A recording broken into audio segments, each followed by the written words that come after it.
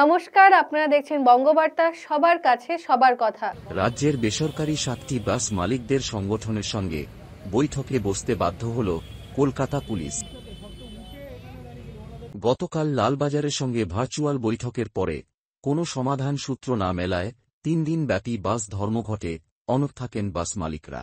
গতকাল সেই সিদ্ধান্তের কথা ঘোষণা করেন তারা। আমরা যে 7টা সংগঠন, আমার সঙ্গে ছোটন আছে, পল্লব আছে, আমরা আছি, যারা দেখেছি মানুষের কাজ সেবার জন্য সে পরিষেবা দেই 365 দিন, তারা কেন পরিষেবা দিতে পারছি না 3 দিন ব্যস্ত করেছি। 2-3টে মিটিং ব্যস্ত গেছে।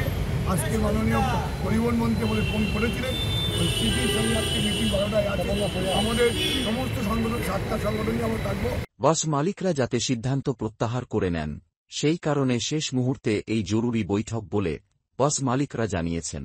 পরিবহন মন্ত্রী কথা বলেছেন, প্রায় 8 মিনিট কথা বলেছেন প্রথম দফায়।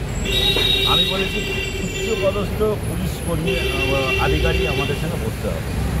সে মতো অবস্থায় উনি মনে হচ্ছে সিএমের সঙ্গে কথা বলেছেন এবং ডিজি রাজীব কুমার নর্থ বেঙ্গলে আছেন, তার সাথে কথা বলার পরে সিপির সাথে বসার একটা টাইম হয়েছে এবং আজকে সেটা বসা হচ্ছে দুপুর 12টার সময়। কিন্তু আমাদের একটাই অনুরোধ ছিল যে আমরা যারা সংযোগ পোর্টাল প্লাস হচ্ছে পুলিশি জুলুম এর ছাড়াও 5 দফা যে দাবি আছে সেই নিয়ে যে আমরা বসবো। সচিবও থাকবেন, মন্ত্রীকে আমি বলেছি আপনিও থাকবেন।